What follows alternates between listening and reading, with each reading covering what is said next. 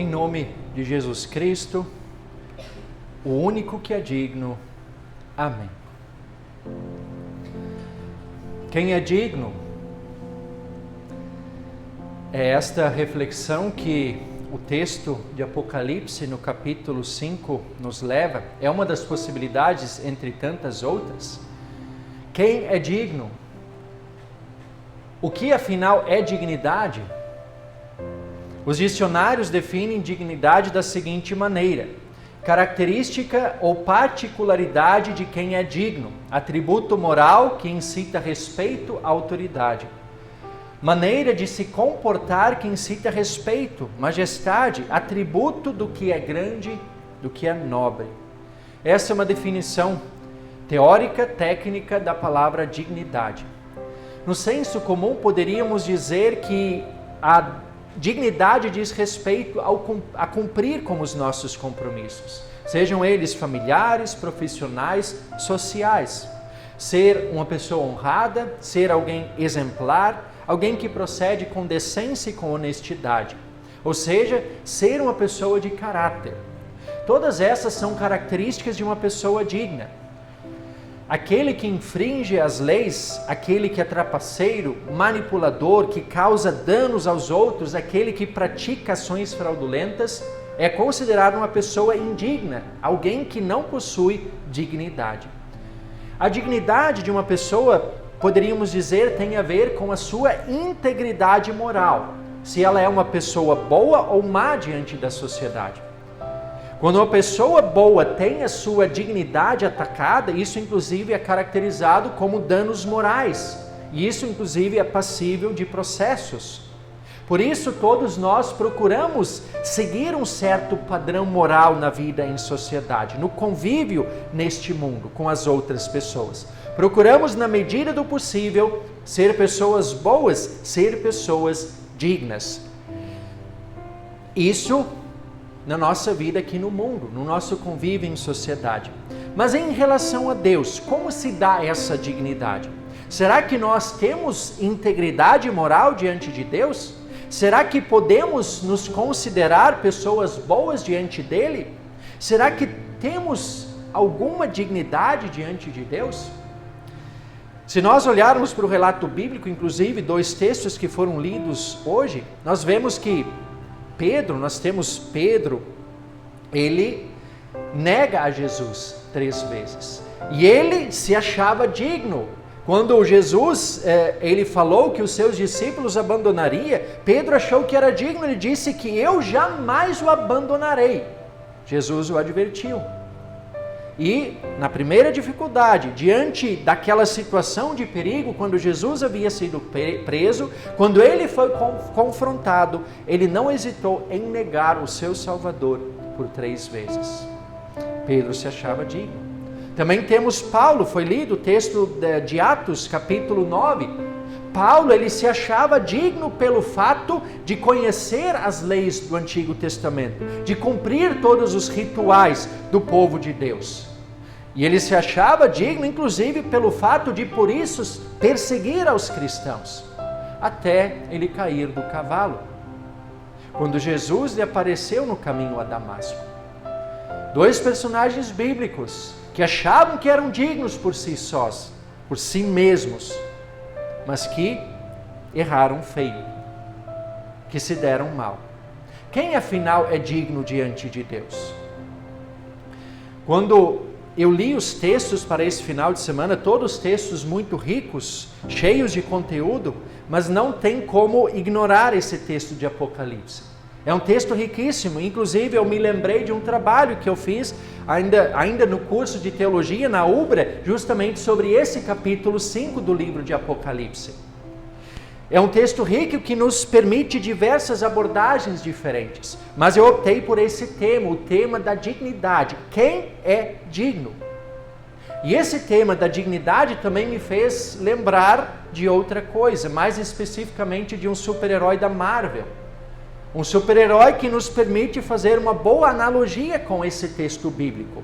Ou seja, um personagem de um filme de ficção, mas que, de certa forma, nos ajuda a entender o que acontece neste capítulo 5 do livro de Apocalipse.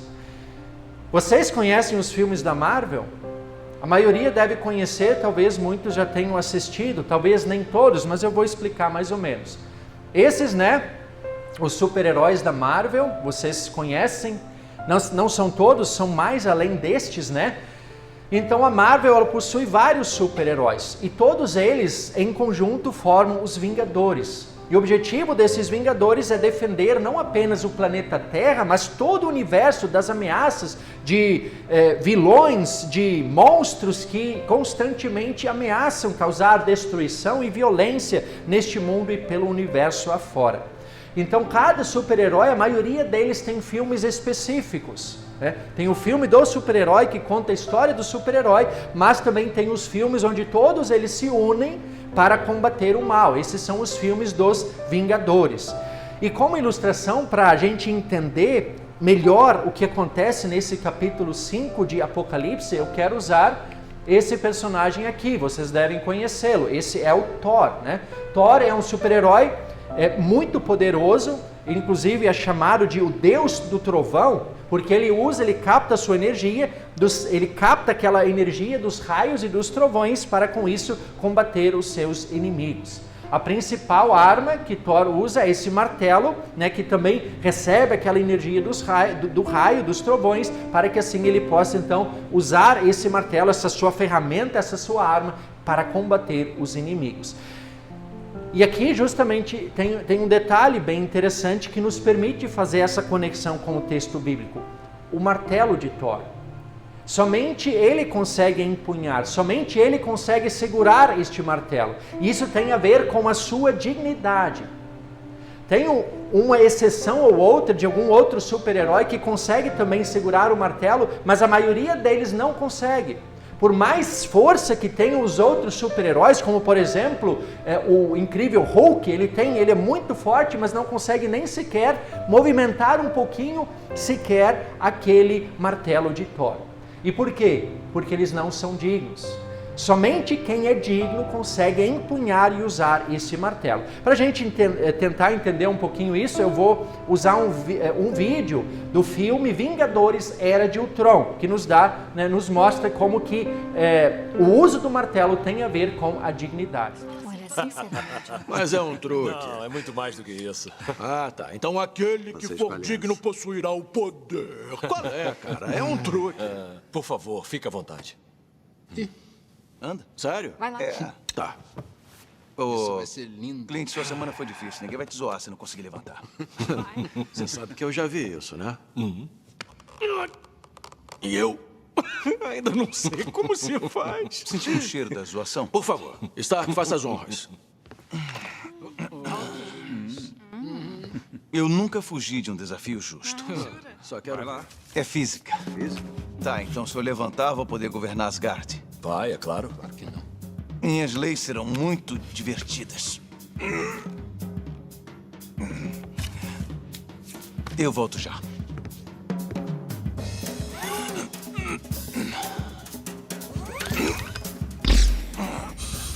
Você tá puxando? Somos uma equipe, né? Finja pelo menos, puxa! Demorou.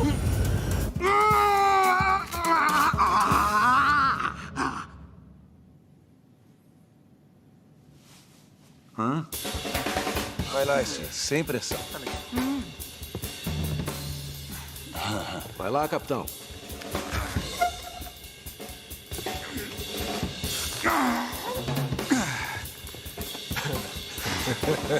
Nada.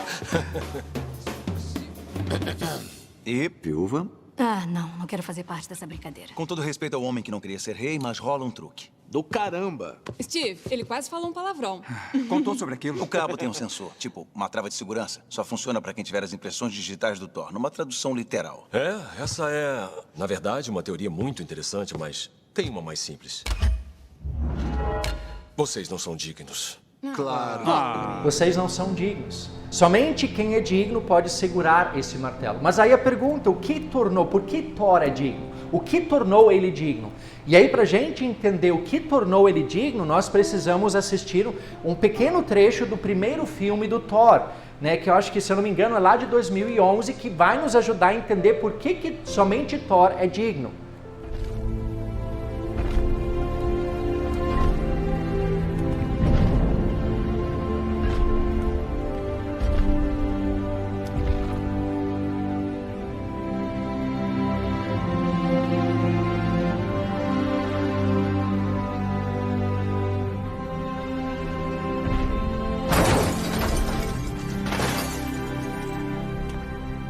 Irmão, o que quer que eu tenha feito para ofendê-lo?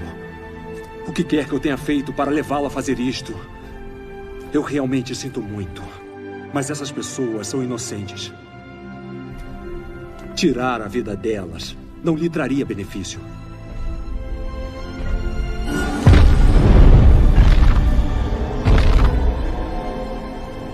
Então tire a minha. E acabe com isso.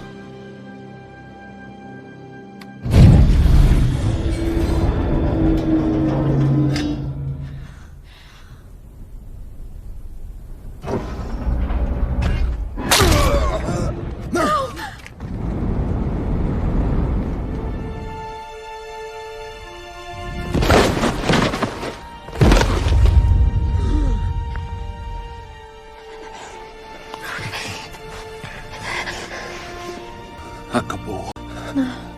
Não acabou. Mas você está salva. Nós estamos. Acabou.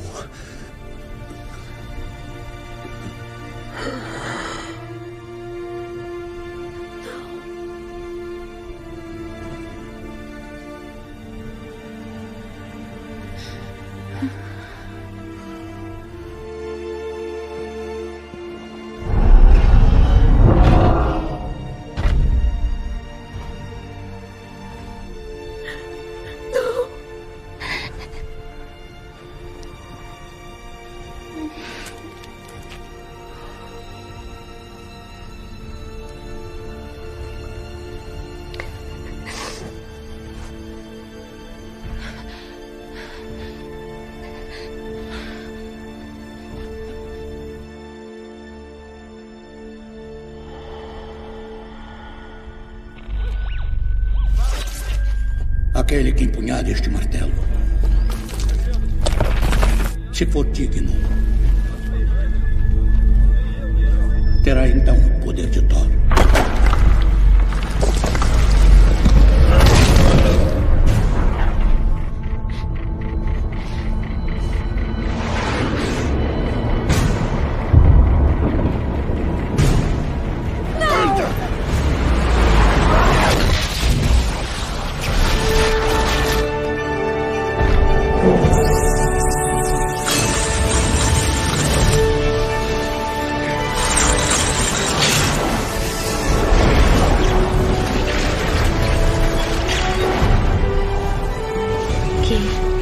Que é isso?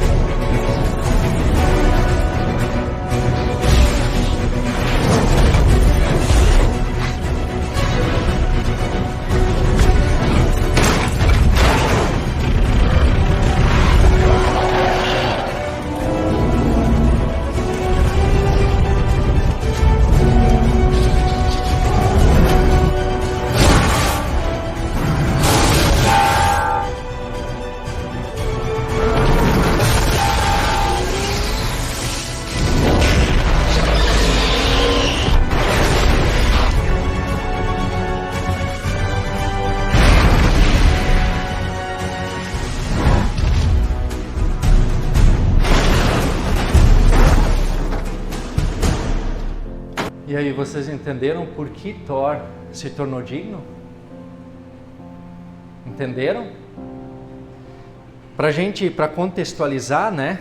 Thor, ele havia desobedecido ao seu pai Odin, que é aquele senhor de cabeça branca que aparece lá de barba, né? É o seu pai Odin, que era o rei de Asgard, o planeta no qual vive então o Thor. Ele desobedeceu ao seu pai, por isso ele se tornou indigno de usar o martelo e ele foi expulso do seu planeta de Asgard, expulso para a Terra. E então, através disso, o seu irmão mais novo, chamado Loki, que é aquele que controlava aquele monstro, aquela máquina lá, é o irmão mais novo de Thor, o Loki. Ele quis se aproveitar dessa oportunidade porque tinha inveja de Thor, para nesse momento então que Thor estava de castigo, havia sido expulso, para tomar o trono de Asgard para si. E aí ele queria eliminar qualquer ameaça que pudesse comprometer o seu reinado. E por isso ele foi ao planeta Terra atrás de Thor para poder matá-lo. Mas aquele monstro estava disposto a destruir qualquer coisa que viesse pela frente. Aquele vilarejo, aquelas pessoas lá, amigos de Thor, ele ia matar todo mundo. E aí nesse momento Thor intervém. Que é o início, que é essa cena que nós acabamos de ver. Thor vai até aquele monstro que é ali comandado por seu irmão, ele diz, eu não sei o que causou toda essa raiva em você, mas qualquer coisa que eu tenha feito, me perdoe, mas assim, poupe essas pessoas, elas são inocentes, mate a mim, tire a minha vida. E aí é o que acontece, né? Aquele monstro, ele bate nele, Thor morre. E é justamente, ou seja, o que Thor fez? Ele se sacrificou por seus amigos. Ele entregou a sua vida para que os seus amigos fossem preservados, para que eles não morressem, para que eles não fossem destruídos. E foi justamente esse ato heróico, sacrificial de Thor, que fez com que ele se tornasse digno novamente de empunhar o martelo. Aquele martelo também havia caído no planeta Terra quando Thor foi expulso. Os cientistas estavam lá, haviam cercado o local. Ninguém, colocaram guinchos, colocaram guindastes, colocaram um monte de coisa, não conseguiam nem sequer movimentar, porque ninguém era digno. E aí a partir desse ato sacrificial de Thor, ele novamente se tornou digno. Não apenas se tornou digno, como ele recuperou a sua vida. Ele voltou à vida e destruiu aquele monstro que era ali comandado por seu irmão. Essa história nos parece familiar, não parece? Há poucos dias, há poucas semanas, nós conversamos sobre isso, na Sexta-feira Santa, no culto de Páscoa. Nós lembramos disso porque Jesus Cristo também sacrificou a sua vida. Não necessariamente por pessoas inocentes, mas por pessoas culpadas. A cena do filme de Thor lembra exatamente aquilo que Jesus Cristo fez por cada um de nós. Jesus voluntariamente sacrificou a sua vida por toda a humanidade para que nós fôssemos salvos da destruição eterna. Há muitas semelhanças entre essa cena, a cena desse filme, e aquilo que Jesus Cristo fez por toda a humanidade. Mas é claro que há também diferenças. No filme do Thor, ele era culpado, eu já conversei sobre isso, ele havia desobedecido ao seu pai, por isso se tornou indigno, por isso ele foi expulso de Asgard, foi expulso para o planeta Terra. Mas, através então daquele ato sacrificial por seus amigos, ele recuperou a sua dignidade. Com Jesus Cristo, há semelhanças, mas também há algo diferente, porque Jesus Cristo, ele jamais desobedeceu ao seu pai. Em momento algum ele pôde ser acusado de qualquer falha, não havia nele culpa nenhuma. Ele nunca se tornou indigno, ele não merecia nenhum castigo. Jesus não foi expulso para o planeta Terra. Jesus decidiu vir a este mundo. Jesus decidiu sacrificar-se pela humanidade. E Jesus, ao contrário de Thor, que morreu por pessoas inocentes, Jesus não morre por pessoas inocentes. Jesus morre por pessoas culpadas como eu e como cada um de vocês. Pecadores indignos que não mereciam qualquer ato de misericórdia ou de compaixão. Mas pessoas que mereciam a destruição eterna. Por estes pecadores indignos, dos quais nós fazemos parte, Jesus se sacrificou, Jesus entregou a sua própria vida. Quando nós assistimos cenas como essas de filmes, a gente se comove, são cenas emocionantes, cenas impactantes. E a indústria cinematográfica sabe muito bem disso, porque não é só o filme de Thor. Cenas como essas são exploradas continuamente porque mexem com a nossa emoção. Cenas, elas nos tocam, fazem sucesso, né? Mas por mais impactantes que sejam essas cenas de filmes de ficção, jamais nenhuma ficção, nenhum filme será capaz de substituir a realidade, aquilo que Jesus Cristo fez por cada um de nós, por toda a humanidade. Thor fez aquilo por seus amigos, mas Jesus Cristo fez aquilo por aqueles que se autodeclararam seus inimigos. Jesus fez aquilo por aqueles que o pregaram numa cruz, E não pensemos nós que foram só os culpados, foram só os judeus do primeiro século, os fariseus, os líderes religiosos. Não. Cada um de vocês, nós fomos culpados por cravar Jesus Cristo naquela cruz. Por quê? Porque foram os nossos pecados que pregaram, que cravaram Jesus Cristo naquela cruz. Mas foi justamente esse ato de injustiça, porque Jesus não merecia aquilo. Foi por causa da sua morte na cruz que nós também novamente recuperamos a nossa vida, a nossa relação com Deus. Isaías fala sobre isso no capítulo 53, quando diz: pelas suas pisaduras fomos sarados. Pedro, na primeira epístola, ele diz no capítulo 2, das trevas espirituais, fomos agora trazidos para a luz por meio do sacrifício de Cristo. Também Paulo aos Efésios, no capítulo 2, ele diz que quando nós estávamos mortos em nossos delitos, em nossos pecados, Ele nos deu vida. E Paulo também aos Romanos, no capítulo 5, ele diz: quando nós éramos inimigos, Deus nos fez seus amigos por meio do seu Filho. Deus, na verdade, nunca nos considerou seus inimigos, mas fomos nós que nos autodeclaramos seus inimigos por causa dos nossos pecados. Isso não é voluntário, isso é involuntário, porque o pecado está em nós desde o nosso nascimento. Nós herdamos isso de Adão e Eva, isso é hereditário.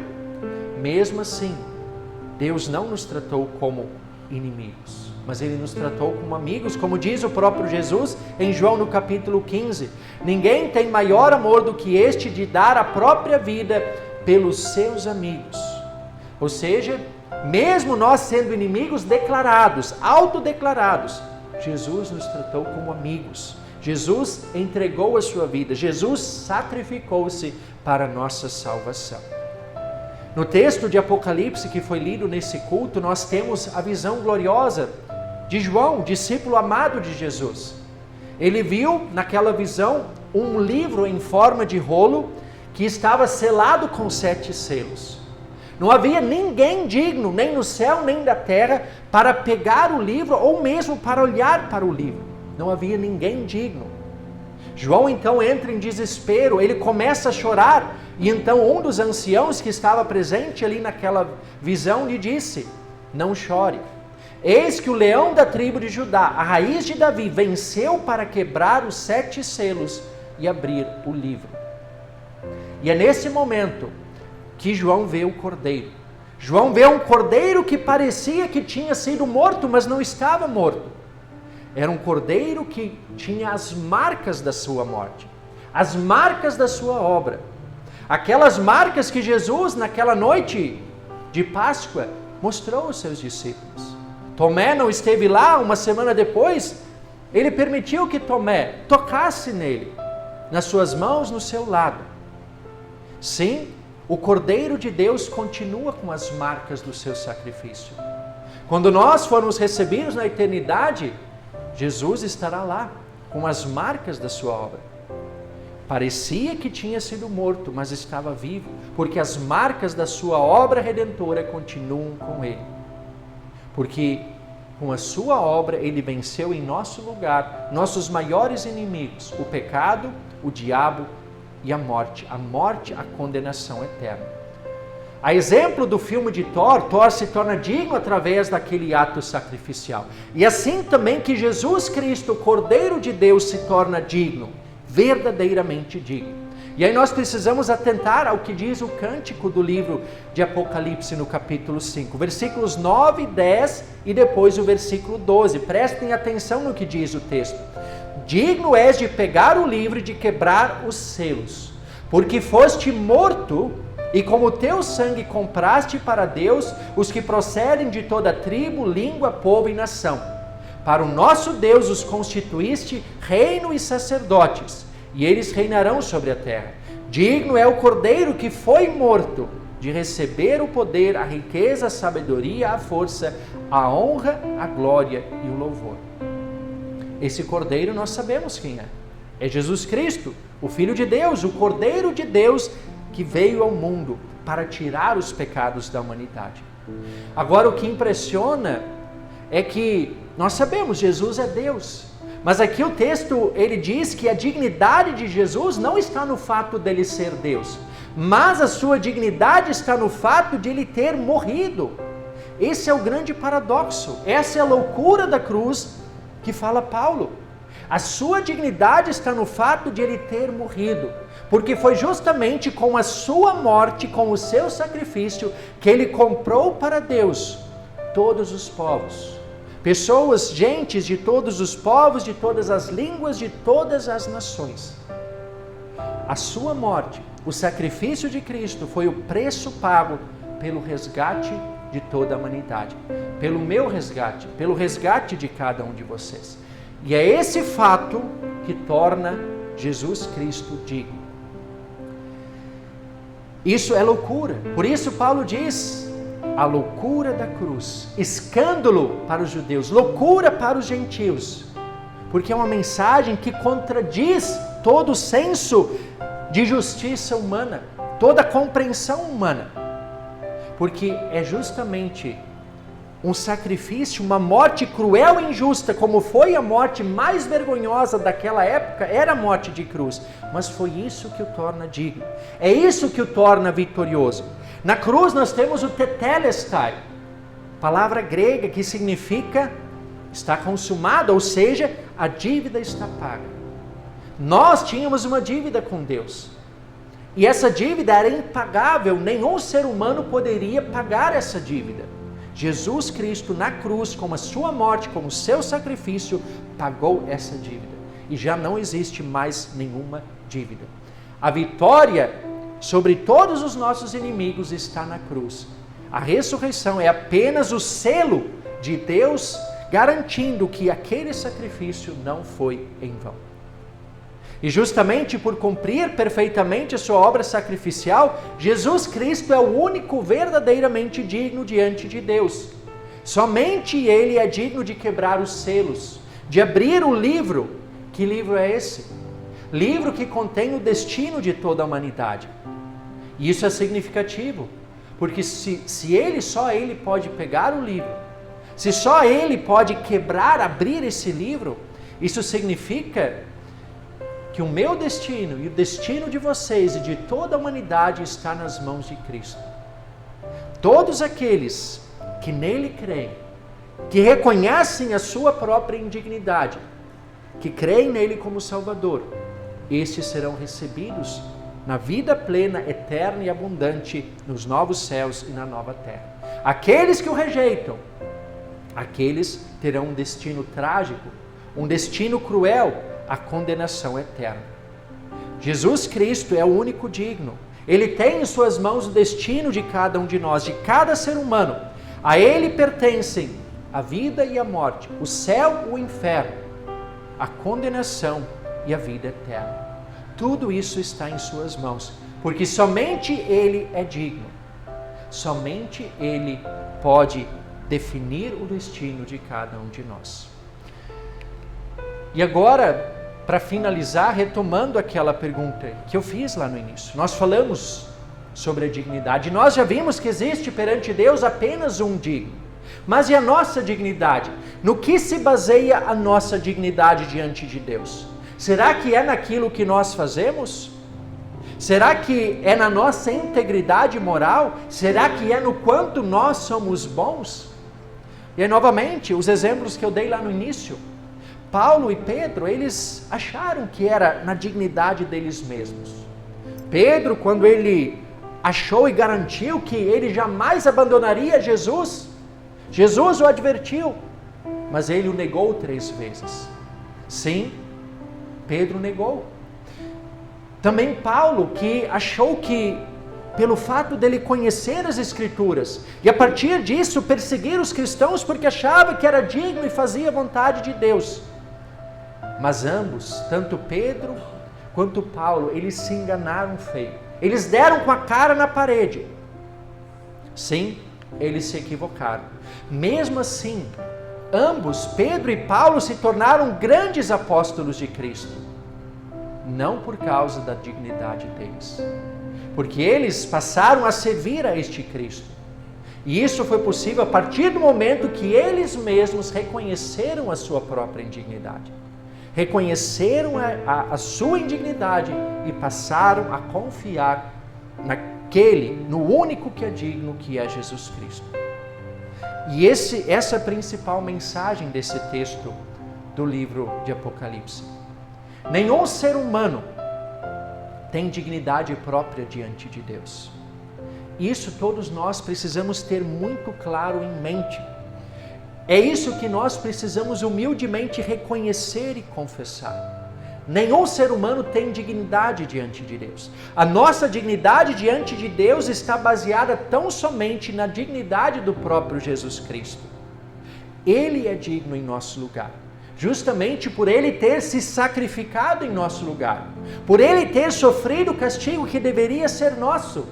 E a partir do momento que nós reconhecemos a nossa indignidade e cremos na dignidade do Cristo, essa dignidade que é dele nos é atribuída por graça, pela fé, a mim e a cada um de vocês. Por isso, somente pela fé em Jesus Cristo alguém pode se tornar digno diante de Deus. E essa dignidade que nos é atribuída por graça, é essa dignidade que também vai nos capacitar para uma vida digna e íntegra nesse mundo. Quando nós sim vamos procurar dar um bom testemunho, um bom exemplo, junto da nossa família, na igreja, na sociedade, ali onde Deus nos coloca. E assim também como diz Pedro no capítulo 3 da sua primeira epístola, estarmos sempre preparados para responder a qualquer um que nos pedir a razão da nossa esperança. Nós vivemos em um mundo onde nós sabemos que existem ainda muitas e muitas pessoas que não possuem esta dignidade. Essas pessoas precisam ser alcançadas. Nós que já possuímos essa dignidade, que não é mérito nosso, é mérito de Cristo, e Ele nos atribui essa dignidade.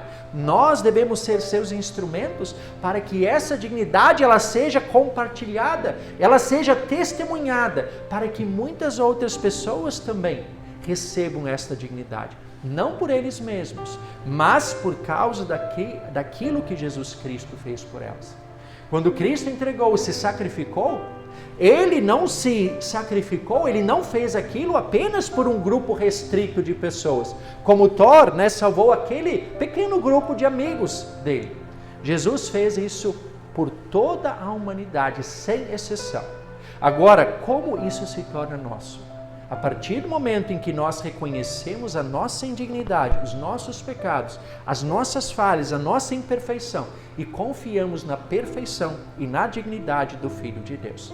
A nossa missão é testemunhar isso a este mundo, para que outras pessoas recebam esta dignidade da qual nós já usufruímos. Que o Deus Espírito Santo nos conceda tanto querer como realizar desta missão. Por Jesus Cristo, aquele que é digno. Amém.